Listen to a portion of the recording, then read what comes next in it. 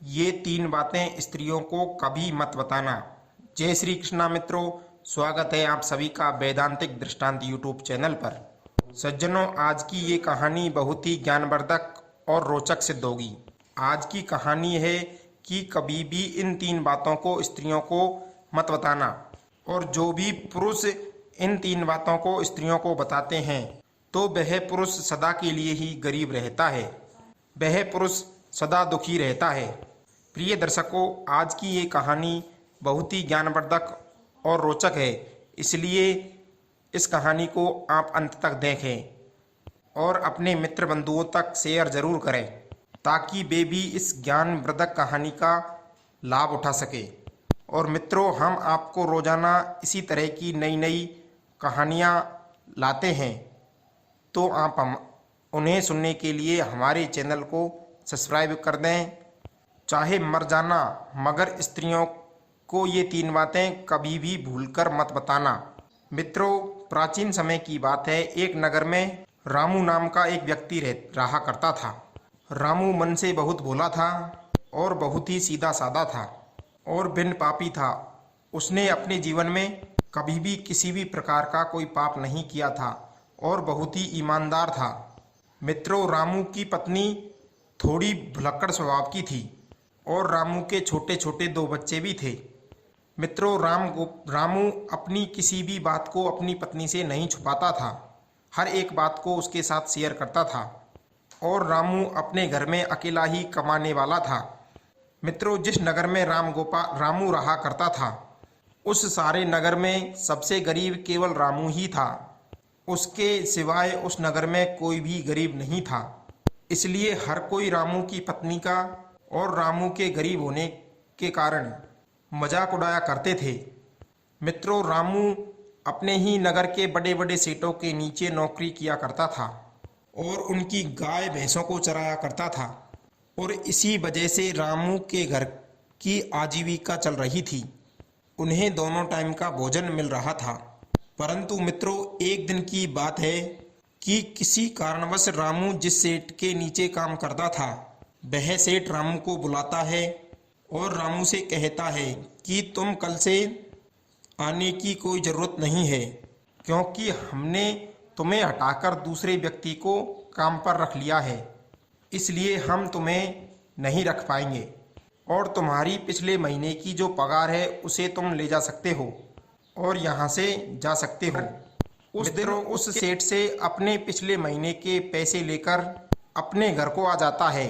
रामू बहुत दुखी होता है और घर आकर रामू जैसे ही अपनी पत्नी को पैसे देता है तो रामू की पत्नी बहुत खुश होती है। परंतु रामू उसके बाद में अपनी उस भुलक्कड़ पत्नी को बताता है कि अब मेरी नौकरी छूट चुकी है और अब कल से मैं कहीं नहीं जाऊंगा। मित्रों, उस दिन के बाद रामू अपने घर में ही रहता है, क्योंकि रामू के पास अब कोई काम नहीं था। इस तरह चलते चलते कई दिन बीत गए, परंतु रामू को कोई काम नहीं मिल रहा था और घर में रखे हुए जो रुपये पैसे थे और जो उसके सेठ ने दिए थे, वे रुपये भी धीरे धीरे खर्च हो रहे थे। उसके बाद में रामू इस बात को सोचने हमारे घर में कमाने वाला केवल मैं अकेला हूँ और मुझे कुछ न कुछ तो करना ही होगा, वरना इस प्रकार चलते रहे तो हम भूखे मर जाएंगे। मित्रों, इस प्रकार चलते चलते कई दिन बीत गए और फिर एक दिन ऐसा दिन आ जाता है जब रामू के घर में खाने के लिए एक भी निवाला नहीं बचता है। फिर रामू बहुत ज़्यादा उदास हो जाता है और मन ही मन अपने आप को कोसने लगता है। और फिर एक दिन रामू को रात में अपनी पत्नी और अपने बच्चों के साथ भूखा ही सोना पड़ा। और फिर जैसे ही दूसरे दिन का सवेरा हुआ तो रामू अपने ही गांव से थोड़ी दूर एक जंगल में जाता है और जंगल में जाकर लकड़ियां काटने लगता है। और जैसे ही रामू लकड़ियां काटने लगता है तो उसे एक संत दिखाई देते हैं।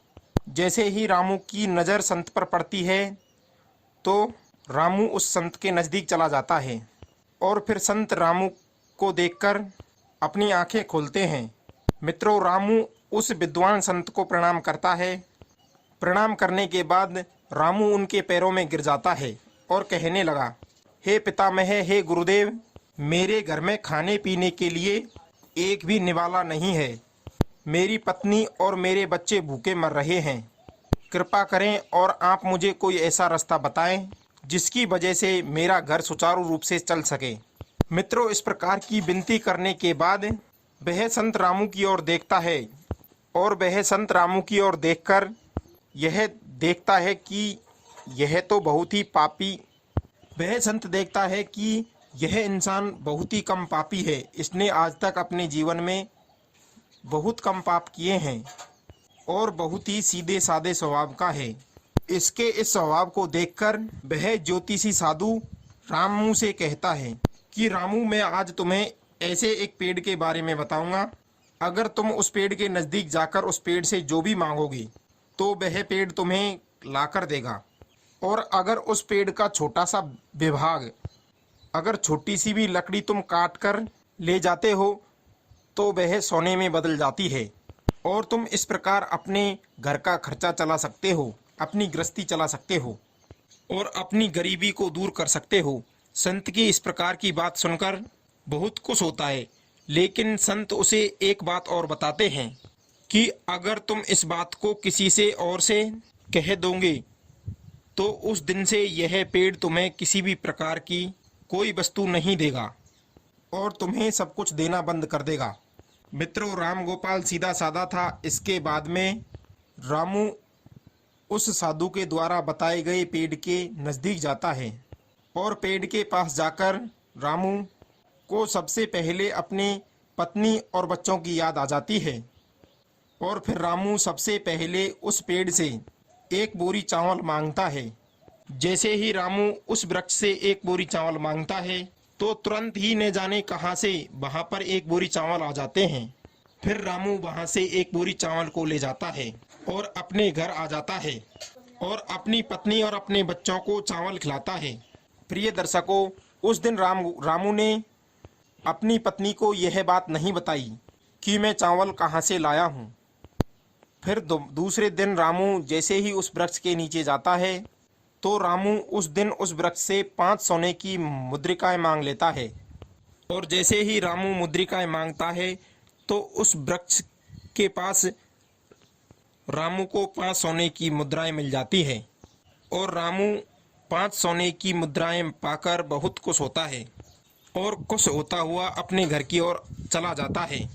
घर जाकर रामू अपनी पत्नी को वे 5 सोने के सिक्के देता है तो रामू की पत्नी भी बहुत खुश होती है और उसके बाद में रामू अपनी पत्नी को साधु के द्वारा कही गई सारी बातें बता देता है, क्योंकि रामू की पत्नी ने रामू के हाथ में जैसे ही सोने के 5 सिक्के देखे तो वह रामू से पूछने लगी कि आखिर तुम यह कहां से लेकर आए हो। तो रामू अपनी पत्नी को सारी बात बता देता है। सज्जनों, रामू अपनी पत्नी से कुछ भी नहीं छुपाता है और रामू को इस बात का पता भी था कि उसकी पत्नी भुलक्कड़ स्वभाव की है। वह अपनी सारी बातें अपने पड़ोसियों को बता देती है। जो भी उससे पूछता वह उसे सारी बात बता देती थी। मित्रों, देखते देखते ही कई दिन बीत जाते हैं। रामू प्रतिदिन उसी तरह से रोजाना सोने के 5 सिक्के लेकर आता। फिर एक दिन रामू के मन में लालच आ जाता है और उस वृक्ष से 1000 सोने के सिक्के मांग लेता है और जैसे ही रामू सोने के सिक्के 1000 सोने के सिक्के मांगता है तो वहां पर एक बोरी सोने के सिक्के पड़े हुए मिल जाते हैं। तो रामू उस सिक्कों से भरी हुई बोरी को अपने घर ले जाता है। प्रिय दर्शकों, वह सोने के सिक्के पाकर और उस विद्वान संत का आशीर्वाद पाकर रामू देखते ही देखते बहुत धनवान हो गया। अब तो रामू के पास में बहुत सारा धन हो गया और रामू जिस सेठ के यहाँ नौकरी किया करता था उससे भी ज़्यादा प्रोग्रेस रामू ने कर ली थी। उससे भी अधिक धनवान रामू हो गया था। मित्रों, यह सब देखकर रामू के नगर वाले सब दंग रह गए और वे सब सोचने लगे कि यह भुलक्कड़ स्वभाव का सीधा साधा रामू इतना धनवान कैसे बन गया। मित्रों, जो भी आकर उससे इस बात को पूछता कि तुम इतने धनवान किस कारण से हो रहे हो, तो रामू किसी को भी सच नहीं बताता था, क्योंकि रामू जानता था कि इस विद्वान साधु ने किसी को बताने के लिए मना किया था, परंतु वे लोग रामू को छोड़कर रामू की पत्नी से इस बात को पूछने लग गई। तो मित्रों, आपको पता ही है कि रामू की पत्नी भुलक्कड़ स्वभाव की थी। उसके मन में कोई भी बात नहीं छिपती थी और वह सब बात रामू की पत्नी सारी बातें उन गांव वालों को बता देती है कि आखिर मेरा पति कहां से धन लाता है। तो रामू की पत्नी सारी बातें उन्हें बता देती है और देखते ही देखते एक दिन रामू जब उस वृक्ष के पास जाता है तो वह वृक्ष रामू को कुछ भी नहीं देता है। रामू कई बार उससे मांगता है, परंतु रामू के मांगने पर वह वृक्ष रामू को कुछ भी नहीं देता। मित्रों, उस दिन रामू खाली हाथी अपने घर आ जाता है और इसके बारे में ज़्यादा नहीं सोचता है, परंतु जब रामू दूसरे दिन उस वृक्ष के पास जाता है तो उस दिन भी रामू कई घंटों तक उस वृक्ष से मांगता रहता है, परंतु दूसरे दिन भी उसे कुछ नहीं मिलता है। फिर रामू निराश होकर और सोचता हुआ अपने घर की ओर आ जाता है और रामू अपने घर आकर अपनी पत्नी से कहता है कि भगवान, मैं आज उस वृक्ष के पास जाकर आया हूँ, परंतु आज मैंने वृक्ष से धन मांगा तो वृक्ष ने आज मुझे कुछ भी नहीं दिया। कहीं तुमने किसी को उस वृक्ष के बारे में बता तो नहीं दिया। परंतु रामू की पत्नी भुलक्कड़ स्वभाव की थी। वह अपने मन में किसी भी प्रकार की बातें नहीं छुपाती थी और रामू की पत्नी रामू से कहती है, हे प्रिय, मुझसे गांव वालों ने पूछा कि तुम्हारे पास इतना सारा धन कहां से आ रहा है, तो मैंने उन सब गांव वालों को बता दिया। मित्रों, अपनी पत्नी के मुंह से यह बात सुनकर रामू समझ जाता है कि हो ना हो यह सारी करतूतें मेरी पत्नी की ही है। मित्रों, रामू अपनी पत्नी को बहुत डांटता है और फिर इसी तरीके से दिन बीतते रहते हैं। कई दिन बीत गए। रामू के पास जितना भी धन पेड़ से मिला था वो सब धीरे धीरे खत्म हो जाता है और देखते देखते रामू फिर से अमीर से गरीब बन जाता है, राजा से रंक बन जाता है और चलते चलते एक दिन रामू की वही स्थिति हो जाती है जो पहले थी कि रामू के घर में खाने के लिए एक भी निवाला नहीं बचता है। मित्रों, फिर से रामू और उसकी पत्नी और बच्चे सब एक दो दिन तक भूखे रहते हैं। तो रामू अपनी पत्नी को कोसने लगता है और अपनी पत्नी से कहता है कि भुलक्कड़, ये सब तुम्हारी वजह से हो रहा है। अगर ये बात मैं तुम्हें नहीं बताता तो आज हमें ये इतने बुरे दिन दोबारा नहीं देखने पड़ते। मित्रों, कहते हैं पछताने से कुछ नहीं होता।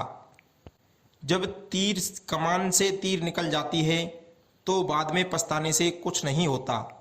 इस प्रकार सोचकर रामू अपनी पत्नी से कहता है, लेकिन अब वो बहुत लेट हो चुका था। मित्रों, रामू अब तो उस संत को ढूंढने के लिए फिर से जंगल की ओर चला जाता है, परंतु रामू को वह संत कहीं पर नजर नहीं आता।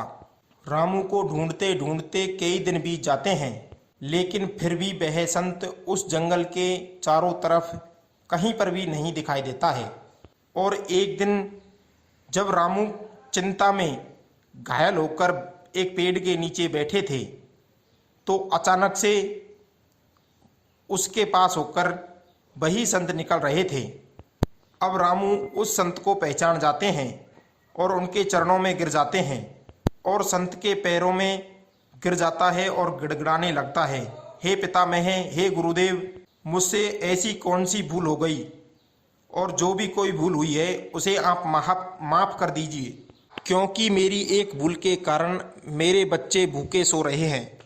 मेरे घर में आज फिर से पहले की तरह एक भी निवाला नहीं है। साधु ने इस बात को सुनकर रामू से कहा, चलो मैं तुम्हें माफ़ करता हूँ और मैं आज तुम्हें एक बात बताऊँगा कि बात यह है कि जीवन में कभी भी अपनी पत्नी से ये 3 बातें नहीं कहनी चाहिए।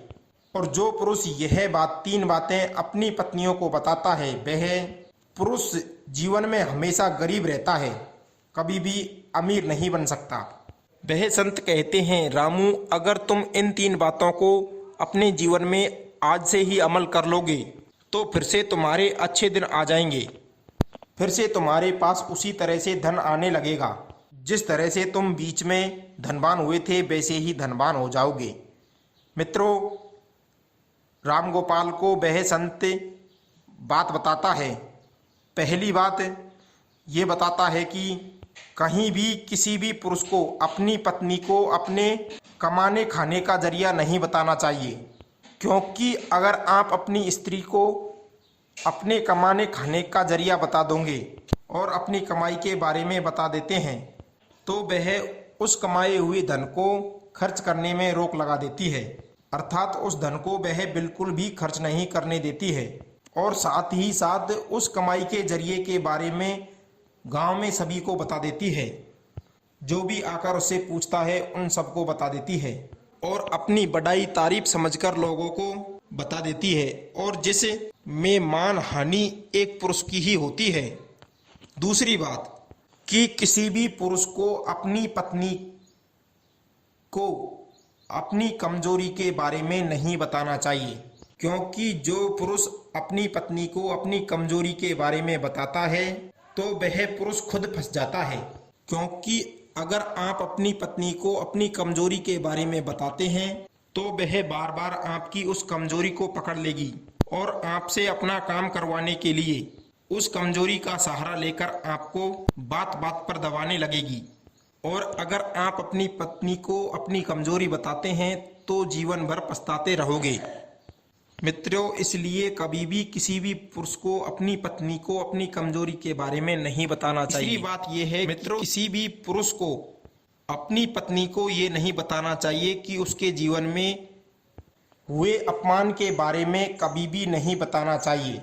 अर्थात जो पुरुष अपनी पत्नी को अपने हुए अपमान के बारे में बताता है तो वह पत्नी हर बात पर, छोटे छोटे झगड़े पर आपके उस अपमान के बारे में बोलकर उसका हवाला देकर आपको परेशान करेगी, आपको मजबूर करेगी और बार बार आपको उस अपमान का ताना देगी, क्योंकि स्त्रियां धर्म और कर्म से बंधी हुई होती है।